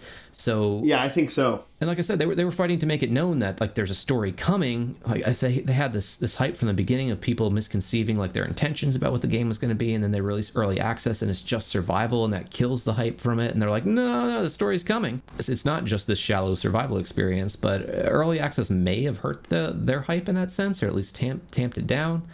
And again, another user on Reddit, Melvin the Man, said, I can't speak for all, but a lot of Let's Play players, like streamers who play it, got bored and stopped. People had high expectations from an indie game studio creating like a AAA level title, and they got disappointed. There's a lot of little things too, such as performance issues and bugs on launch, which is kind of a consistent thread throughout that I've read, that just the bugs on launch. And I would say even today it didn't run great for me. It ran fine, but not fantastic. Another poster complained that on full launch it felt like the game was a straight path without a ton of content. It went from a cool indie game to a usual AAA single-pathed game, which is funny. They're not that they're wrong, but the feedback that they got was that players wanted more narrative lore in this universe, and here's someone complaining that it takes too much of a narrative focus. You can certainly do world building without being linear, but I mean, it takes a lot more work. So I don't know, they reshifted their focus, and now here's someone complaining about them changing it the other direction too much. Yeah. And from someone on the Patient Gamers subreddit, which is a subreddit dedicated to those who wait at least 12 months to play a game, waiting to get them on sale. I love that subreddit. Sonic Mania said in 2020 that they played it and it was bad. They said it was boring, buggy, and a repetitive slog, commenting that the combat is boring, that the maps are all basically the same with repeating houses. He also commented that the joy system doesn't have much use, as you're never really forced to use it. It's not like it's a main stealth mechanic. After this game went through various stages of early access, and you've just found, I think this is Ollie here that you've run into. Ollie, come for me, have you? Ollie, I'm Arthur. You won't get me. You won't get me, you bastard. Ollie, I think Ollie's always drunk. you gone mental. I'll save you, Margaret. I'm your old neighbour, Artie. Always lying. Little Artie. Artie's gone. Yeah, the more I listen to him, it's like, yeah, no, it's a good, whiny British voice, and I don't want to listen to it. Why didn't you see that before? The studio was actually acquired by Microsoft Studios, now known as Xbox Game Studios, in 2018, the same year this game released. And we are playing the base game, but they did release they did follow a DLC model and committed to having now completed 4 DLC packs, and they had a season pass as well, each following more characters in the world that will reveal more story and plot woven into each other. The last one, We All Fall Down, came out almost 3 years ago today. And according to an interview with Compulsion Games' Nalia Hodges, the studio has doubled in size since We Happy Few and is hard at work on their next untitled announcement. That's supposed to be a third-person single-player game. So we are just seeing a small part of this game that we're playing on stream here. As far as weapons go, like crafting and discovering, there are more than 45 melee weapons and more than 14 ranged weapons. There are quite a few collectibles, including more than a dozen different outfits. There are 30 gadgets, which can incapacitate, distract, unlock new areas, etc. And the game will take between 15 and 24 hours to beat with the main story, and then another 20 hours in the DLC. And if you're doing a completionist run, like everything, it's gonna be about 68 hours. Like I said, we're playing the story mode, which focuses on narrative, and the way it breaks up is you'll play through all of Arthur's story, and then Sally's story, and then Ollie's, and then in the DLC, which we talked about, it follows additional people in Wellington Wells. And I mentioned there's something called the arcade mode, or survival, as it's sometimes called. It is closer to their original vision. The survival mechanics really actually matter in that. You're trying to blend in by using your joy and not get caught, avoid the negative effects of it. Normally, you've got permadeath. These are all things that can be toggled on and off, very much like Don't Starve. The map is procedurally generated, and you're trying to escape. The mode is similar to what people played in early access. All right, Frank. So you've had a conversation with Ollie. He's mourning Margaret, his wife or daughter. All right, Frank, I'm going to stop streaming your game. I'm going to throw on a video of me playing it earlier. And Nice. You can turn it off. Thank God. Well, it's saved, right? Yeah. I don't care, actually. So, yeah, I mean, talk to me about your experience. You had hands-on. What was it feeling like? You're getting bored by it already? No, just, it's okay. Okay. Weren't super compelled by the I world? want the honey, but I can't have the honey. These are the bees. Those are the bees. You got to figure out a way to get rid of the bees. That must be what it is. Yeah, well, what'd you think, Frank? Is it the game that you expected? Tom, you can talk again about what you think you played or saw and what this was. I mean, it's very different than I was kind of thrown off. It was very in a good way. It was very different than kind of what I was expecting, because I was really expecting that that survival mode so I was pleasantly surprised, but it kind of just like this introduction of like the story and the aesthetic, and I think it'd be like it. I mean, I don't know, Frank. I usually feel like the things I like, Frank likes, and vice versa. So it doesn't seem like he was so like thrilled with it, but watching him play it, like it seemed fun. It seemed cool. After hearing you talk about it, it does feel like I wish I could have seen the game that they wanted to make, Yeah, and hopefully that's what survival mode is. I mean, you can feel free to jump into it, but there's not too much more to see. Like it's the same exact style. It's just that it's focused on a little bit more. You're usually in more crowded towns, and you kind of escape to a survival thing. Frank, how was the battle? Because you were doing a lot of battling. You really gotta think about your stamina, and I don't like that. Okay. I'm still going. I know you said stop. okay. I'm still going. Yeah, I always say stop, and then you keep playing, and then you're really distracted. I have a disease. Well, let's move into the Metacritic score here. So the Metacritic score, which is an aggregate of critics' reviews, scoring 0 to 100. Any guesses on where this game sits for its score? And this wasn't a small launch, by the way. This does have 60 reviews. It was a full-fledged reviewed game. Say 78. 78 from Tom. What do you think, Frank? Metacritic score. 64. 64. That is very close. It has actually got a 62. Read some reviews here. Hardcore Gamer gave it a 60. Much like Contrast before it, We Happy Few shows off plenty of potential with its original and engaging world from a team whose passion and heart clearly shines through. Unfortunately, the random nature of the world ultimately hampers this ambition and is held back further by lackluster stealth and inconsistent dialogue. Interesting. Frank, what you got there? I told you to be ready, you son of a bitch. I know. Ollie was telling me something very important. Okay, about your past. Riot Pixels gives it a 57. The concept of We Happy Few has so much potential, but it feels like there were two teams with different levels of talent working on this project. One team used this elaborate alternative world, stark visual style, and intriguing story, tried to lift it up. The other team was responsible for imbalanced, clumsy gameplay, pulled the game down. The result is 30 hours of very mixed feelings. That's a weird way to describe development of a game. What I think is one team really liked it and worked hard, and the other team didn't. What do you got there, Tom? PC Gamer said 56. A jog fest with sluggish combat and inconsistent stealth, but a story that will put you toward the end anyway. Frank, one more for you. GameSpot gave it 40. There are just too many hurdles to overcome to enjoy We Happy Few, and not enough joy in the world to cast them aside. That's why they gave you the big bucks over there. The highest score, 90 from Windows Central. Despite the performance issues, We Happy Few is a must-own title for any gamer who loves survival, open-world titles, and quality world building. Jim Sterling also called it a joyless, broken disaster. Even though they had done some voiceover work during its crowdfunding phase, they said they were embarrassed for having a loose association with it. And Ben Yahtzee from Zero Punctuation ranked it 4th in his worst 5 games of 2018. Interesting. But is this game someone else's treasure? It holds, this game has a 5.8 out of 10 on Metacritic. And on Steam, it has a mostly positive overall with 76% recommending and very positive more recently with 82% recommending. So more positive more recently, 76%, not super great. But yeah, 5.8 on Metacritic.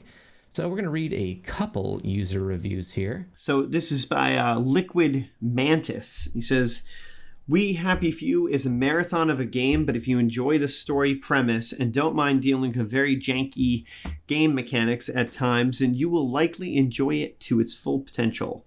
Buyer beware, it's not a short game at all. And if you seek to beat it all, then you're looking at 30 to maybe 40 hours of playtime. At the same time, you're looking at a consistent delivery of story content. There's a lot of story here, so if the world building is what interested you here, then you're in for a ride. I will be withholding as many story spoilers as I can for obvious reasons. Recommended. Yeah, and it's interesting that as a $30 game, maybe you wouldn't expect that, but now that like it's a full-priced game, it's like, yeah, now I demand that kind of 30 to 40 hours of content, right? But yeah. It does kind of have a feel like it's been stretched out more than it just hasn't. It needs to be filled out more. And some people say they enjoy the narrative, but a lot of the reviews do harp on that it's like these long distances between places and a lot of nothing procedurally generated space between it to get from narrative point to narrative point. What you got over there, Frank? Rigex says, went out to the local shop to get some tea bags and crumpets. Shopkeeper stares at me questionably. Shopkeeper offers me some pills. Refuse the pills. Get attacked by the shopkeeper and the entire local populace. Grab a piece of pipe and kill half the town, pick up my tea bags and crumpets, and go home. We Happy Few is finally on sale. Going to try this game out now. Recommended. It's a funny one. I thought it was pretty good. All right, and let's see, from Fragnostic here. He says, as an Englishman, I can confirm that this is exactly how we live our lives, except for the joy pills. That's just silly. No, our thing is tea. If you haven't had a cup of tea in at least 2 hours, a policeman will visit your home and beat your skull to chalk with his club. Recommended. And here's another one. Aqua Kitty says, I love We Happy Few. I've played it through on console multiple times now. Wow. Oh, multiple times, and now I'm playing it through again on PC. The story is unique and innovative. The aesthetic perfectly eerie, and the characters all unique in ability and development. Here's some more to it. That being said, now it gets negative. That being said, it really does feel like the devs came up with this amazing concept and got bored halfway through. There are parts of the game that lack passion, and the fact that the same bugs that were present at launch still exist today shows a real lack of interest. I really wish they would have taken the game just that one step further, given that the foundation for it was so promising. Recommended. It's funny to like play as many times as Aqua Kitty is saying they have, and also have like any gripe with it. Yeah, I agree. One more for you, Frank. Calcium says, British Resident Evil, recommended. Yeah, and one negative review from Steam here. Our only negative review overall. Oh, this review is from Joe Ma, perhaps Joe Mama. Overall, I think the trailers for this game are quite misleading. While the story and cinematics are well done, that's about it. The game mechanics are mediocre at best. Are at times outright terrible and not representative of what's shown in the trailers. Some of the mission paths break if you don't follow the predefined path, but can be completed by just killing everyone, defeating the purpose of trying to follow the mission path. Some missions try and force you into stealth, but the game does not provide you with the mechanics to effectively play stealthily. In fact, some late game tools, for example atomizers, provide limited use based on the map and mission design. Cannot recommend for the price. This feels like a $20 EA game, not a $60 game. Really have it out for EA. Disclosure, I bought it on sale. Yeah, and this game, I'm actually going to look up the Steam. This game has been deeply discounted before. At the moment, this game is full price selling on Steam for $59.99. Wow. Yeah. The price has at times dropped down to $12. We've heard some of the critics, we've heard some of the users. What about our own scores? It's time we gave this game a score it deserves. Using our Garbage Valley score system, anyone can score a game on a 0 to 10 scale, but that leaves little appreciation for games that are so terrible they're enjoyable. So as normal, you've got your masterpieces at a 10. And what's a great game? I'm going to say BioShock Infinite. I think it's Hunter who doesn't love BioShock Infinite. He's not here to defend it. I think that's a great game. I think that's like a 9 or a 10. And lower scoring ones like BioShock 2. That's maybe at a 5 or a 6. But we say games keep going past 0 into the negatives where they start getting good again because they're so bad they're good. So where do you guys think this game, We Happy Few, falls on the scale? Do you think it's in the positives or in the negatives because it's so bad it's good? Tom, what do you think? Well, I mean, I do think it'd be bad to say that the aesthetic doesn't work. I think it does look wicked cool. Yeah. And it's funny when I think of Don't Starve, I know that was like something that you just mentioned a few different times. And they said they were after it. Yeah. Yeah. I just feel like for me, I feel like there's like this kind of crafting, that would be involved. And if I know that there is technically crafting, but in terms of it's not like layered crafting, like right. Don't Starve is though. Yeah. I don't know. It would have been cool if like you could like go into an abandoned or one of these abandoned houses in one of these cities and kind of like try to survive and like build up that house, or I don't know. I agree with so many of like the comments people were making of just like it just the idea, the concept seems like really cool. Didn't end up where we thought it would be, or yeah, I'm super intrigued by the story. Like I'm compelled to like go online after this and try to read up and be like, hey, just what is like a rundown of like the whole story? You know what I mean? They like, got the whole plot and the DLC on Wikipedia, and there's the Wikia for We Happy Few that goes over everything, and it seems cool. Like there's, like we talked about, there's no children. Why is that? And there's explanations behind everything, and I mean, I've talked about how like their narrative wasn't their original driving factor, but it seems fine. I mean, I didn't experience it. I just read a summary, but it seems good enough to if you're interested in to play through to see if you don't hate the gameplay. Yeah, I don't know. So I guess it just there's a lot of like cool things that I guess just like aren't like fully delivered on. Well, but it doesn't seem like it's like inherently bad to me either. Again, I didn't have hands on, so maybe it would have felt like more awkward, but it seems fine. So I guess I'll just give it the score that I feel like is fine. Which is sad for it because I feel like it could have been super cool. 4.5. 4.5. All right. Frank, what do you think? I have a question, Chris. Okay. I don't know if you can answer this or not. Okay. So you can build a house, Let's find out. or you just renovate a house. Let's find out. Because if I can't put every single teacup that I stole in my house all around like I used to do in Morrowind, there's no reason to steal them all. So and we it's just a did waste get of to time. see some of Wellington Wells, and that is the most visually interesting part. It is very unique looking. Got these streets that are glowing like rainbows, and maybe that has to do with while you're on your joy as well, because that's the only way you'd be able to be walking around the town. You know, it looks really cool. This is like what they showed in the announcement trailer that had everyone's attention. The people doing these silly walks down the street like they're so damn happy. Yeah, seeing this, I'm like, I want to explore more of this world, and it reminds you of BioShock Infinite. Like, there's something very wrong with this under the surface, but there's a sweet little old lady, which is terrifying because you can beat everyone to death. You know what it is that? Sorry, I know this is, but it just kind of reminded me of an idea. Is something I was always interested to see in BioShock was to see it but like before it went to shit. Didn't they? Yeah, have, like did they have some of that in Rapture the DLC. Like the. Oh really? Oh man, I never. Yeah, I don't know. Well, I guess just that idea of like it just being like kind of pristine, and I do like that in this, that it feels like the world is still kicking. You know what I mean? Like you're the only thing that's kind of like out of place. Askew, yeah. And I mean, cool. you can read the plot and such, but I mean, as you're finding out, as being explained as you discover more about the world, the town of Wellington Wells is also crumbling.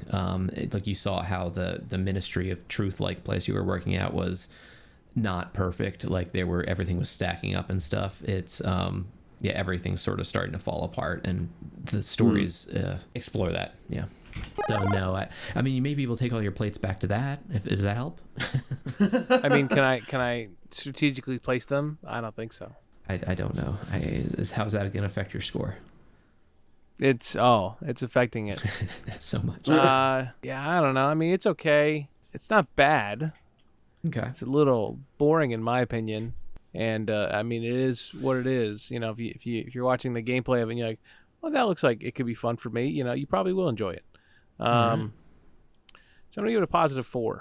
+4. Got a 4.5 and a 4. If you could fucking decorate your little area, you know, that it would be like a 6, but you can't. So it's just like, what's the point of all this bullshit stuff you can collect? 4. It's a big change for that. Is there a place for my teacups? Yes. It gives a 1.5 bump. Yeah. So this player's playing with permadeath right now, and they're shoving people off of really tall towers. I don't know. It's an interesting case of where the engine the game is built on, like the developer tools and the quality of the work they did on their announcement trailer really set the bar too high for them. Like I was saying, it got so much attention that Gearbox offered to partner up and made this a $60 game when it was originally supposed to be a $30 survival game. And the expectations of their audience in early access pushed it from this survival game into a more narrative game, and you still see these weird remnants of their original plan in the story mode that they've nerfed so much that it's just, like I said, just remnants of it. And like you got the crafting and the joy pill meter. It seems like they didn't spend as much time in it as they wanted to, because like crafting houses and stuff is and more Home Alone style traps and stuff seems like what this game would need.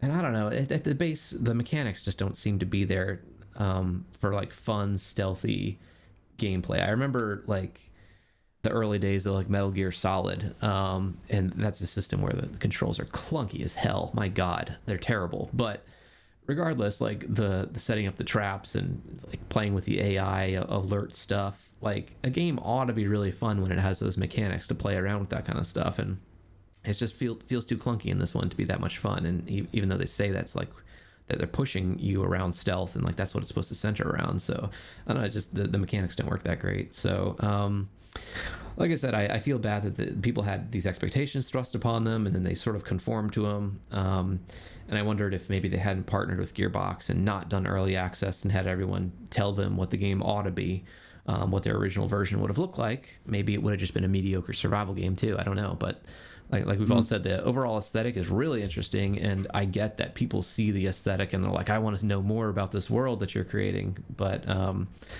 yeah, so it's, I don't know, tough situation for the game all around, I guess. But you know, there's so many other games out there. I'm not going to spend any more time in this. I didn't want to play it anymore. Like if you want to do like crafting and stuff, I would jump back into Don't Starve or Raft or a game like that. You know, they feel so much better, more interesting gameplay mechanics. Not the world itself isn't more interesting, but the gameplay mechanics are. So yeah, I'll give it a 4 as well. Boy, that's it. I didn't plan on stopping. The score there. No one overtook Bob. Oh, but you know what, Frank, you got further than I did. So Frank, I'll put another. How'd I get further than you? I really didn't want to play this game, Frank, and I really did. I did a ton of research for this and watched lots of videos, but I did not want to play any more of this game. I also explored a lot off Is it of the because mission. they were British? Yeah, I didn't want to hear anymore. So let's see. We listened to the Queen. I'll award you with a solid 12 points, Frank, and that puts us in a conundrum because you guys are tied. Oh no, who could have guessed? So what do you think? Rock, paper, scissors. Bob Give it says, to Frank. give it to Frank. How self-sacrificial. Bob, I'm going to give you 10 more points. No, I'll give it to Frank. Well, congratulations, Frank. You can have a Splicer bunny mask that is full size and operational, and you can, I don't know, put that on if you want to be weird. It's a BioShock mask. So Do drugs and commit crimes. yeah, and do your, what was the drug they took in BioShock? What was that? Oh, shit. I don't remember. Did they remake BioShock? That's the question. Did they need to remake BioShock? It's on the tip of my tongue. I'd kind of be up for it, honestly. I don't know. BioShock 1 has been long enough that I wouldn't be mad. I guess they did remaster it, though. It would definitely be like my top 5 gaming Adam. experiences. Yeah. Fuck. Yeah, of course. BioShock definitely would be for sure. Yeah, and because I love it so much, I would be very protective over it and like, oh, it's just a cash grab. Are they going to do it right and all this stuff? But yeah, no, it's a great game, and more people should experience it, I guess. Maybe, I don't know. Maybe would it live up to the? Is it the gameplay of that, or is it the story? I don't know. I had a good experience playing it though, and you know, when you have an experience like that, you want more people to experience it. I remember like there are like just some set pieces in the game of like just different characters that you have to like go after and stuff that were just like really cool, and like just the different sections of Rapture are cool. Like here's the medical wing and the theater wing. Yeah, it's a well designed game that kind of breaks up its levels really well. Yeah. And that's why everyone wanted to compare We Happy Few to it. So.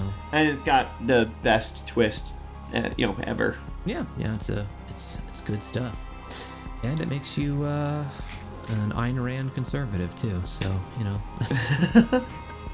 by the sweat of our brow. All right, so yeah, that is We Happy Few. Yeah, low scores, but it was interesting. It was a journey, you guys. It was the maze, the friends we made along the way. That's what it was. Yeah. All clips in this podcast were used in compliance with the U.S. copyright fair use exemption for criticism and commentary. Garbage Game Night makes no claims to ownership over any games played and has no affiliation with any developer or publishing company. For additional references on cited articles and quotes, check our episode-related blog at garbagegamenight.com. Or if you have a comment about the game we reviewed or have a suggestion, drop us a line.